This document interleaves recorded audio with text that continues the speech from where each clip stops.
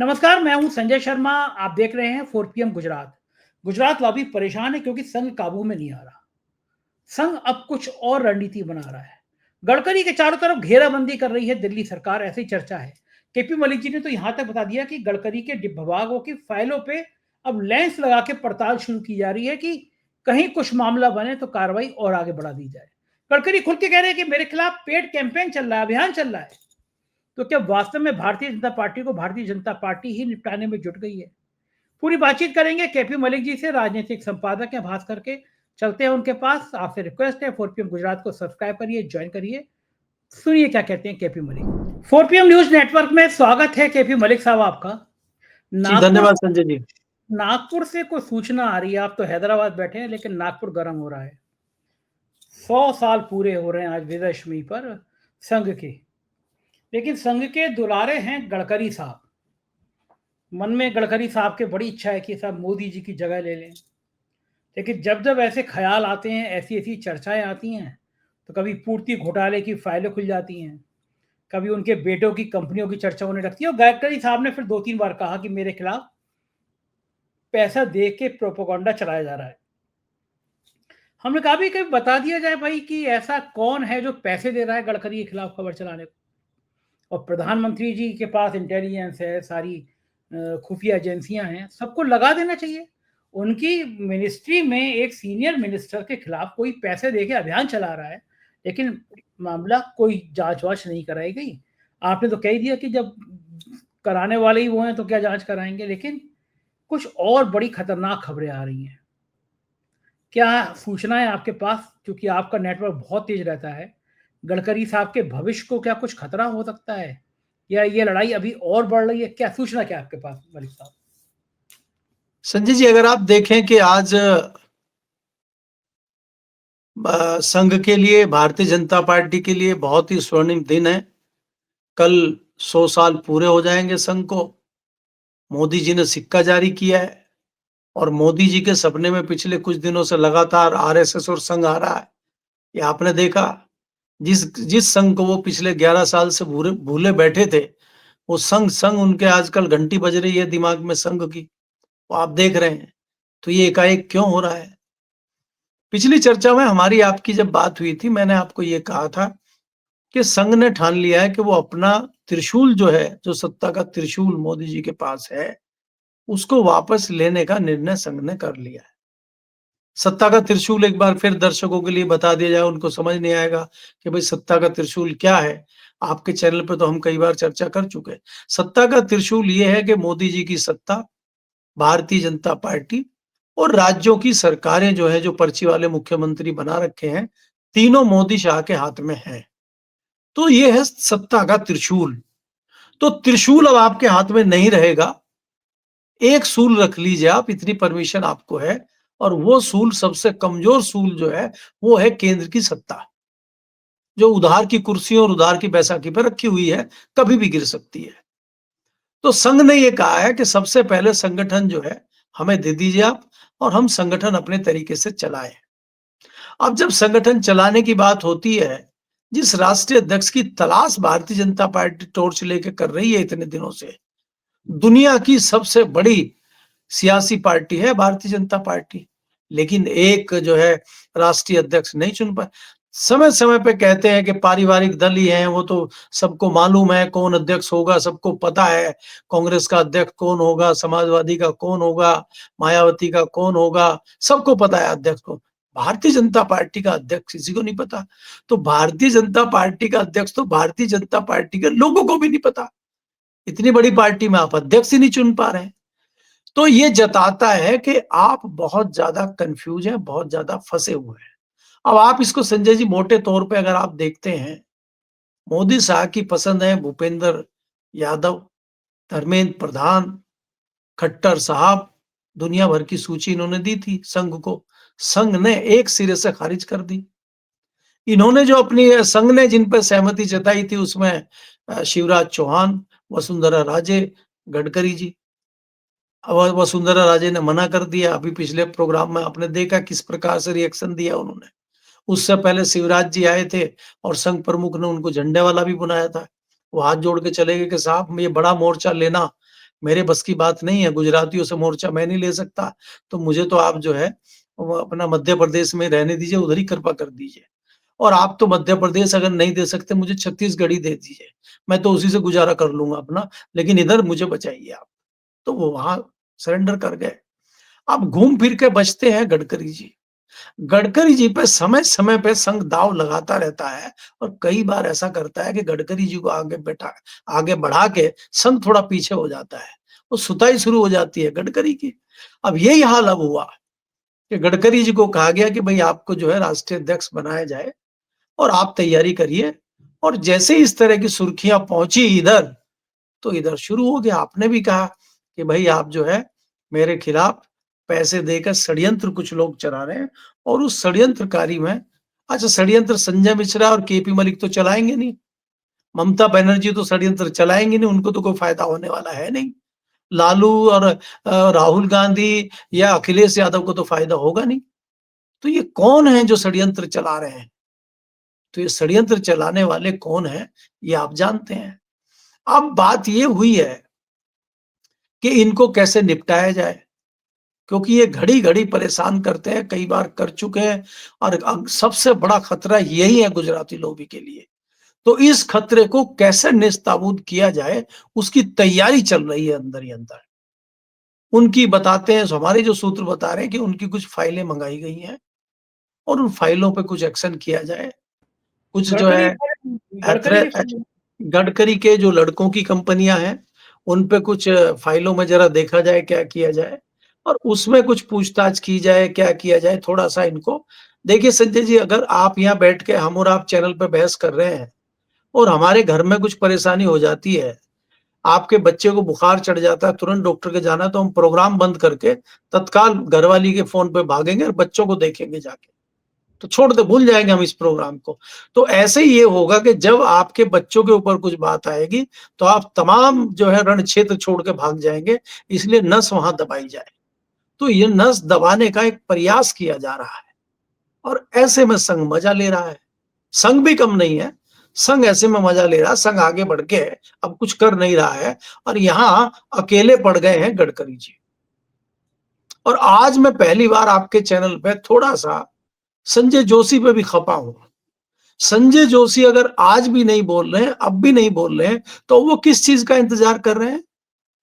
भई एक हिसाब से गडकरी जी निपट गए समझिए और बात ये हो गई है कि गडकरी जी भी रेस से बाहर हो गए और जो है शिवराज भी बाहर हो गए, वसुंधरा भी बाहर हो गई, तो अब तो संजय जोशी बचे हैं ना।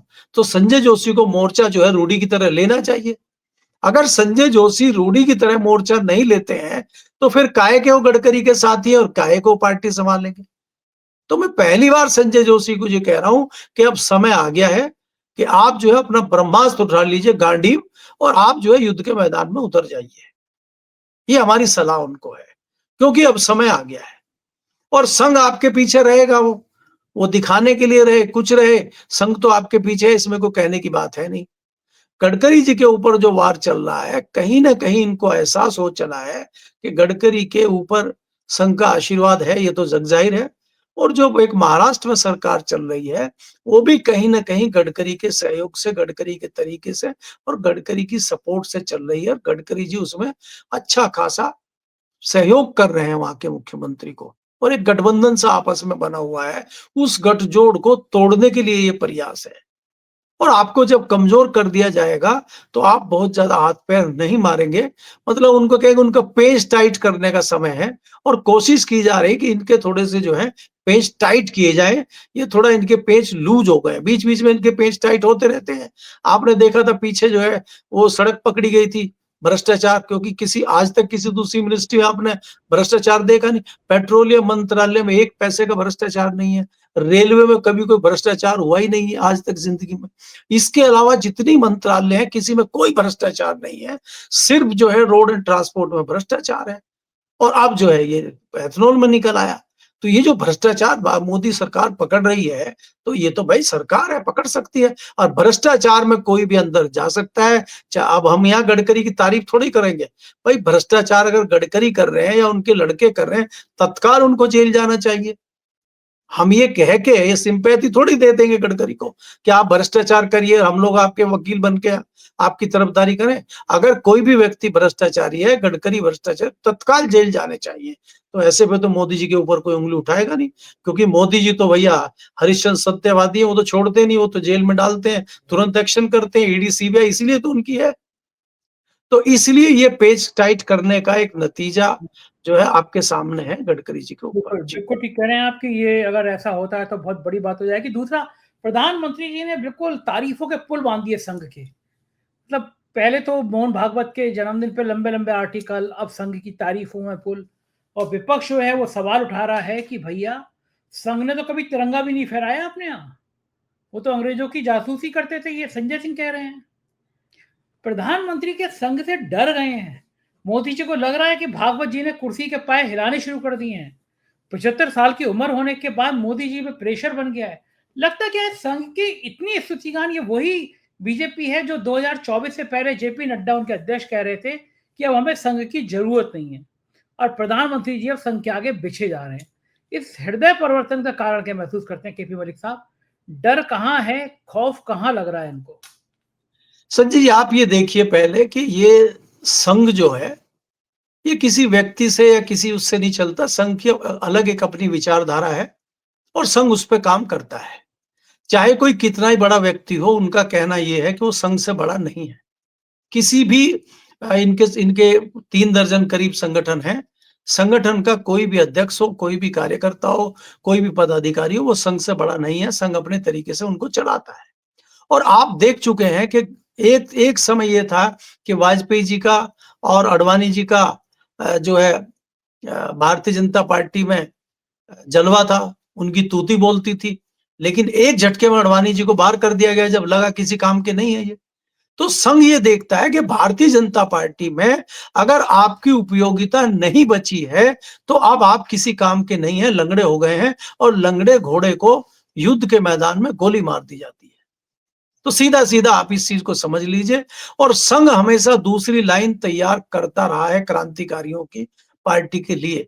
भारतीय जनता पार्टी में जब अंतिम दौर चल रहा था अडवाणी जी का, वाजपेयी जी का, तो एक जो सेकंड लाइन तैयार हो रही थी, उसी सेकंड लाइन में गडकरी जी को तैयार किया गया था, संजय जोशी को तैयार किया गया था, और उसी रेस में जो है, उसी पौध में मोदी जी भी थे। मोदी जी बहुत आगे बढ़ गए, क्योंकि ये सबसे बड़े क्रांतिकारी निकले। लेकिन आज मोदी जी की उपयोगिता भारतीय जनता पार्टी में नहीं है।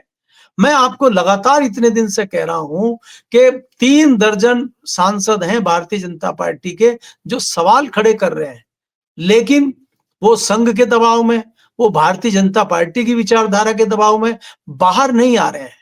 लेकिन अब चीजें बाहर आनी शुरू हो गई हैं। एकाएक इतनी हिम्मत कहां से मुरली मनोहर जोशी में आ गई?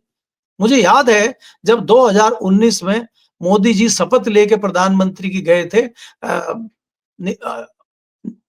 अमित शाह और मोदी जी इनके घर पे पहुंचे थे मुरली मनोहर जोशी जी का आशीर्वाद लेने। और मुरली मनोहर जोशी ने इनके जाने के बाद मीडिया से बात करते हुए ये कहा था कि भाई बहुत अच्छा काम मोदी जी कर रहे हैं और लोकप्रिय प्रधानमंत्री हैं और अच्छा काम कर रहे हैं, इसलिए भारतीय जनता पार्टी भी इनके साथ है और हम लोग भी इनके साथ हैं, हमारा आशीर्वाद भी इनके साथ है। तो मुरली मनोहर जोशी का तो आशीर्वाद था इनके साथ। तो वो आशीर्वाद कहाँ गया आज की डेट में? आज की डेट में आशीर्वाद इसलिए नहीं है कि इनकी उपयोगिता अब समाप्त हो चुकी है और आरएसएस अब इनसे पिंड छुड़ाना चाहता है।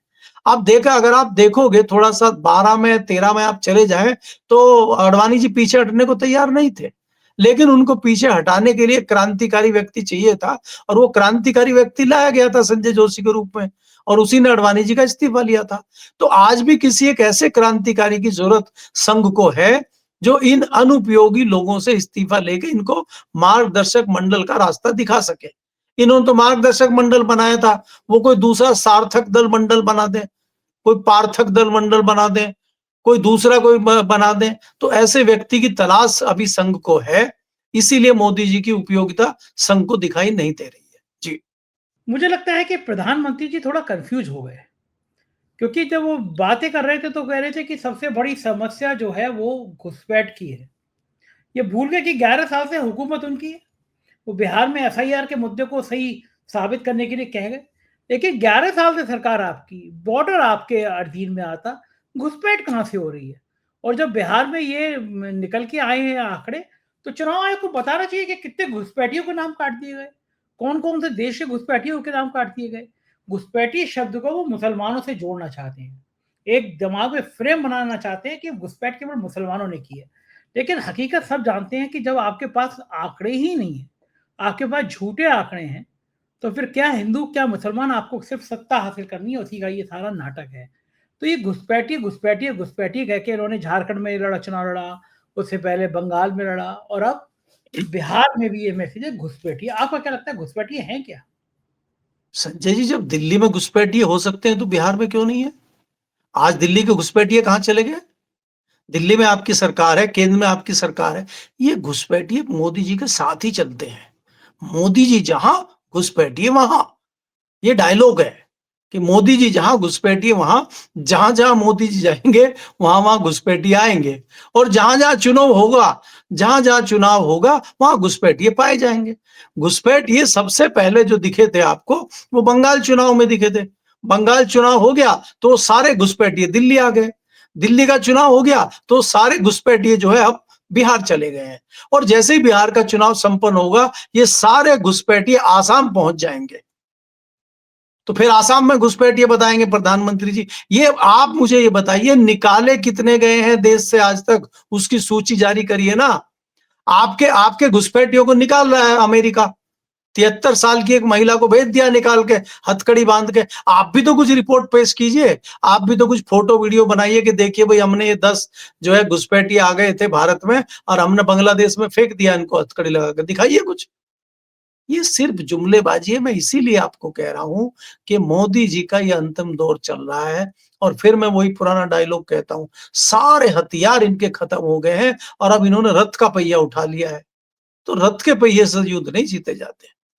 यहाँ एक ब्रह्मास्त्र चल रहा है महाभारत के युद्ध में। अब वो जमाना चला गया कि आपका जो वो था, ऑरा था, वो खत्म हो चुका है। और आज आप मोदी जी की बॉडी लैंग्वेज देखिए, उनकी नीतियां देखिए।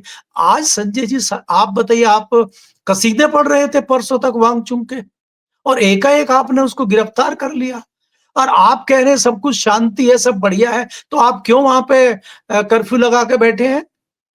वहां पे तो कुछ इतनी ऐसी जनता भी नहीं है, बौद्ध धर्म के ज्यादा मानने वाले हैं। वहां तो इस तरह का कोई घटना भी नहीं है। जो 4 लोग मरे हैं, उनको गोली चलाने का आदेश किसने दिया? सीधी गोली चला दिया आपने। कोई लाठी चार्ज नहीं किया, कोई आंसू गैस के गोले नहीं है, कोई रबड़ की गोलियां नहीं मारी है। तो ये क्या हो रहा है? तो ये जो चीजें चल रही हैं आपको, आप चौतरफा घिर चुके हैं। चाहे आपकी अर्थनीति हो, चाहे आपकी विदेश नीति हो, चाहे आपकी देश नीति हो, चाहे आपकी राजनीति हो, आपकी सब ध्वस्त हो चुकी है। एक टाइम पे बहुत अच्छी चल रही थी, जुमलेबाजी आपकी बहुत अच्छी थी, वो भी खत्म हो चुकी है। अब तो जुमले भी नहीं चल रहे। तो अब ये अंतिम दौर है, इसलिए कुछ नहीं चल रहा है, इसलिए मोदी जी कमजोर स्थिति में है। अब ये चाहे घुसपैठिए ले आए, चाहे बाहर पिटिए ले आए, अब इनका कुछ होने वाला नहीं है। बिहार का चुनाव इनके ताबूत में आखिरी कील साबित होगा, आप देखिएगा। बिहार में बहुत बुरी तरह से ये हारेंगे, और उसके बाद इनका विदाई समारोह सेंट्रल में होगा। और उससे पहले मैंने पहले भी आपको कहा कि बाहर वालों की, अब विपक्ष की इनको जरूरत नहीं है। अब इनके खिलाफ मामला अंदर से ही चालू हो गया है। संघ में भी चालू हो गया, भारतीय जनता पार्टी में भी हो गया है। आप मुझे बताइए कि आज तक आप संसदीय दल की मीटिंग क्यों नहीं बुला रहे हैं? आपने डर है। संसदीय दल की ट्रेनिंग की मीटिंग बुलाई थी, जिसमें राज्यसभा के भी सांसद थे, और मोदी जी सबसे पिछले वाली सीट पर बैठे थे। क्यों? आप तो हमेशा सिंहासन लगा के आगे बैठते हैं, आज पीछे क्यों बैठ गए? तो ये बदलाव कहां से आया ये? तो ये बदलाव जनता भी समझ रही है, भाजपा के लोग भी समझ रहे हैं। और इतनी बुरी स्थिति भाजपा की कभी नहीं रही संजय जी, कि उसके 100, 50, 80, 70 सांसद ना आए, वो तो पहले भी आते रहे हैं। तो हमेशा। भारतीय जनता पार्टी खाली मोदी जी ही चला रहे हैं, मोदी जी के बाद भारतीय जनता पार्टी स्वाह हो जाएगी, ऐसा तो कुछ दिखाई नहीं दे रहा हमें। या मोदी जी। जी के बाद भाजपा नहीं चलेगी। तो ऐसे सवाल उठाने वाले लोग भारतीय जनता पार्टी के अंदर आ गए हैं। कुछ उठा रहे हैं, कुछ धीरे धीरे उठाते हुए बाहर आ रहे हैं। जो घंटी बंधी बंधी है, और वो धीरे धीरे बजनी शुरू हो गई है। जी। अच्छा, इसका एक बड़ा कारण ये भी है कि बाहर के लोग भर लिए हैं।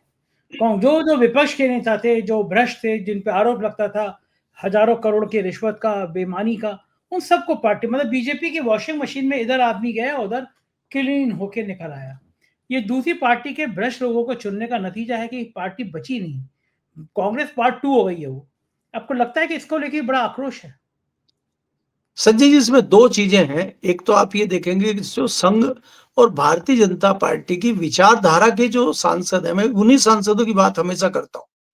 भारतीय जनता पार्टी के जो अपने सांसद हैं 240 में से 3 दर्जन सांसद हैं जो भारतीय जनता पार्टी और संघ की विचारधारा के सांसद हैं। और कोई 3 बार का सांसद है, कोई 4 बार का सांसद है, कोई 2 बार का सांसद है। सबने 30 साल, 40 साल, 50 साल भारतीय जनता पार्टी में लगाए हैं और वो आज जो है दरी बिछाने का काम कर रहे हैं। और जो कांग्रेस से आए या जो नौकरशाह चापलूस कर रहे थे, वो 2-2 कैबिनेट मिनिस्ट्री लेके बैठे हुए हैं। तो सवाल ये उठ रहा है। दूसरी चीज ये है कि जो भारतीय जनता पार्टी को सिद्धांतवादी पार्टी हम मानते थे, भारतीय जनता पार्टी को बताया जाता था कि भाई यहाँ पे तरीके से चुनाव होता है, इलेक्शन होता है, इनका जो है प्रेसिडेंट चुनने के लिए भी, इनके यहाँ कोई टिकट देने के लिए भी एक बहुत अच्छी प्रक्रिया है, ये बाकी पार्टियों से अलग है। लेकिन जितनी अलग थी, अब उसी तरह से दूसरी तरीके से अलग हो गई है ये, कि इसमें आयातित नेताओं को बड़ी मात्रा में लाया गया और उनको एक छत्र राज उनका करवा दिया गया। सबसे बड़ा उदाहरण आपके सामने आसाम का है। आपने कई जगह इस तरह के कैबिनेट मिनिस्टर स्टेट में भी बना रखे हैं और आपने केंद्र में भी बना रखे हैं, जिनकी उपयोगिता कुछ नहीं है। भारतीय जनता पार्टी का दुर्भाग्य देखिए आप, कि आज भारतीय जनता पार्टी के पास ढंग के प्रवक्ता नहीं है। जिस पार्टी को आप सिद्धांतवादी पार्टी कहते थे और जिस पार्टी में वाकपटु प्रवक्ता होते थे, जो चैनलों पे आते थे तो लोग सुनते थे उनको, क्योंकि ऐसे तथ्य वो रखते थे। आज भारतीय जनता पार्टी के पास टोटा पड़ गया है प्रवक्ताओं का और क्रांतिकारी प्रवक्ता इंपोर्ट किए गए हैं। एक तो आपके वहीं से आए, यूपी से लाया गया उनको, वो तो पजामा भी नहीं पहनते कई बार। तो ऐसे प्रवक्ता जब भारतीय जनता पार्टी में आ जाएंगे, तो भारतीय जनता पार्टी में थू-थू होना लाजमी है और उनकी आत्मा का रोना लाजमी है, जो 40 सालों से भारतीय जनता पार्टी और संघ की विचारधारा से जुड़े हुए हैं। तो अब वो लोग नाराज हो गए हैं और उस नाराजगी का एहसास मोदी जी को बखूबी हो गया है। उसी से मोदी जी घबराए हुए हैं। जी। बिल्कुल ठीक कह रहे हैं आप। इस नाराजगी का एहसास हो गया तभी डर है। बहुत बहुत शुक्रिया मलिक साहब, आपने मुझे समय दिया, बातचीत की। Thank you sir. तो ये थे केपी मलिक जी, पूरी बातचीत आपने सुनी। कैसी लगी बातचीत बताइएगा जरूर। शुक्रिया, थैंक यू।